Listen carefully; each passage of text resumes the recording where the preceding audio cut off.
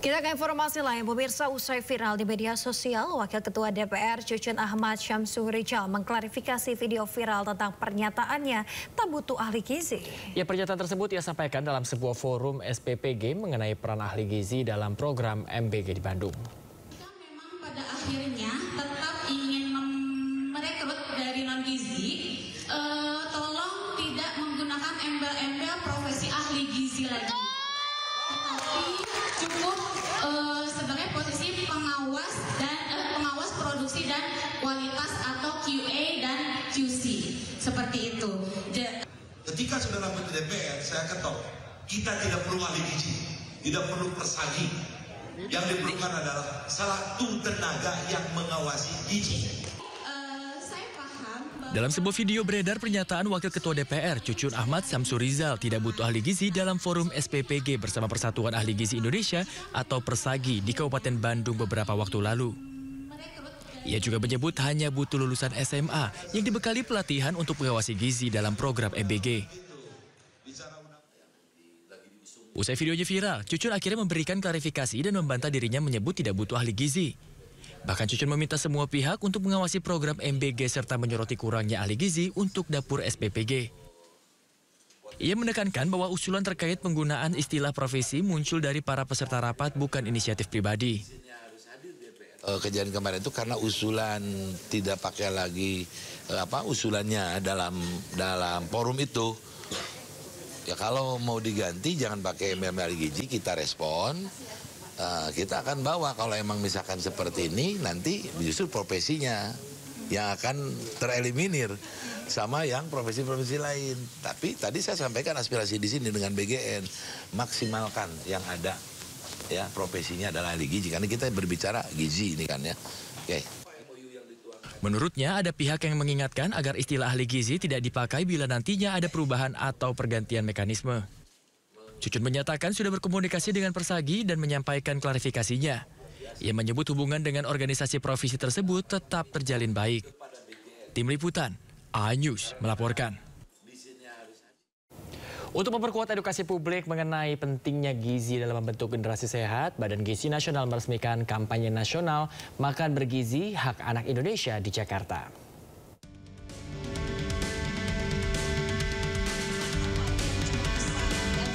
Badan Gizi Nasional, Dadan Hindayana bersama jajarannya serta sejumlah siswa dan guru meresmikan kampanye nasional makanan bergizi Hak Anak Indonesia. Menurut Dadan, kampanye tersebut dilakukan untuk memperkuat edukasi publik mengenai pentingnya gizi dalam membentuk generasi sehat, cerdas, dan kuat, serta berdampak pada kesiapan belajar anak. Ia menambahkan negara hadir dengan program MBG untuk pertumbuhan kecerdasan dan kesehatan anak.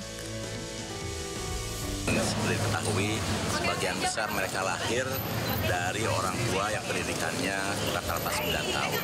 Makanya tidak heran kalau 60% tidak punya akses terhadap menu dengan gizi seimbang dan 60% jarang minum susu karena tidak mampu beli susu.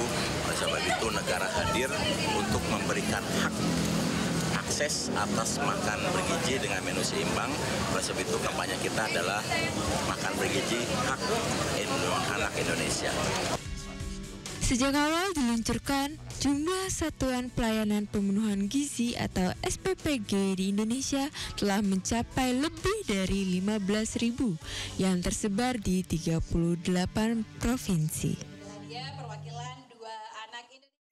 Ya pemirsa, Presiden Prabowo Subianto menyatakan program MBG sudah mencapai 44 juta penerima. Ya, hal ini diakui Presiden sebagai prestasi yang patut dibanggakan.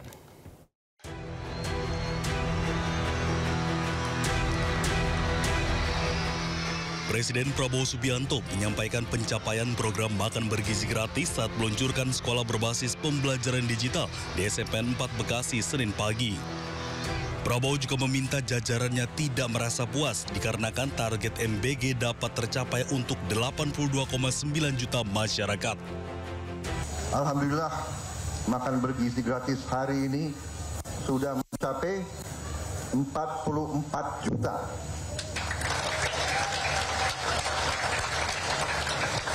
Salah satu prestasi tercepat terbesar di dunia. Selain prestasi yang membanggakan, Prabowo juga menyampaikan capaian tersebut diapresiasi oleh Presiden Brazil Lula da Silva. Masih diakui Prabowo, Brazil memerlukan 11 tahun untuk mencapai 40 juta penduduk dalam penerapan program MBG di Brazil. Jadi saudara, 44 juta kita bersyukur masih ada 40 juta anak dan ibu-ibu hamil yang belum terima. Tapi saya minta kesabaran. Ini adalah yang paling cepat yang kita mampu. Di sisi lain, Prabowo meminta masyarakat yang belum menerima MBG mohon untuk bersabar dan dipastikan program MBG akan menjangkau seluruh masyarakat yang membutuhkan. Pemirsa, kita ke informasi lain. Penahanan tersangka kasus korupsi kredit macet senilai 1,6 triliun rupiah di Palembang, Sumatera Selatan berlangsung ricuh. Kolega tersangka menghalang-halangi para jurnalis saat mengambil gambar. Orang ini mobil tahanan, bukan mobil kalian. Lah emang mobil Bapak apa? Itu mobil tahanan. Emang mobil Bapak apa? Suasana tegang mewarnai proses penahanan Wilson, tersangka kasus korupsi kredit macet senilai 1,6 triliun rupiah. Kolega tersangka terlibat adu mulut dengan sejumlah awak media yang tengah melakukan peliputan pada Senin malam. Orang mobil mau jalan. Di mobil kamu ini kantor Amek Rayu. Beruntung kericuhan cepat dilerai petugas keamanan Kejati Sumsel. Itu bukan mobil KW. Seperti yang diketahui, Wilson merupakan Direktur PT Buana Sriwijaya Sejahtera (BSS) sekaligus PT Sri Anda Lestari (SAL). Wilson bersama 5 orang lainnya ditetapkan tersangka oleh Kejati Sumsel atas dugaan korupsi pemberian fasilitas kredit Bank BUMN senilai 1,68 triliun rupiah. Para tersangka telah memalsukan fakta dan data yang bermasalah seperti surat agunan, pencairan plasma, dan kegiatan pembangunan kebun yang tidak sesuai dengan tujuan kredit. Dari Palembang, Sumatera Selatan, Guntur Ainus melaporkan. Pemirsa, seorang pemuda ditemukan tewas bersimbah darah di permukiman warga di kawasan Keramat Jati, Jakarta Timur. Ya, korban ditemukan tewas dengan luka tusukan senjata tajam.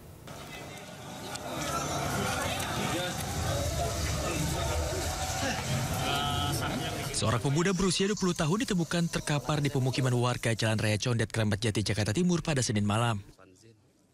Korban tewas bersimbah darah akibat terkena tusukan senjata tajam di tubuhnya. Sebelumnya, warga sempat mendengar pertengkaran antar pemuda yang diduga dipicu motif asmara. Selain korban tewas, satu pemuda lain yang merupakan kerabat korban juga mengalami luka hingga dilarikan ke rumah sakit untuk mendapatkan pertolongan medis.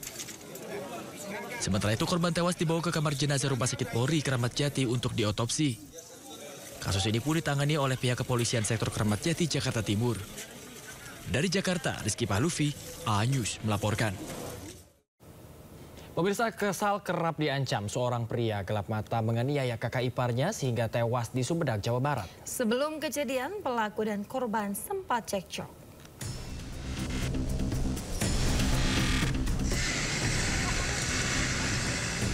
Warga desa Cipacing, Sumedang, Jawa Barat digegerkan penemuan jasad Dede Ruskandi dalam kondisi berlumuran darah di depan pintu rumahnya. Polisi pun langsung menggelar olah TKP dan memeriksa sejumlah saksi.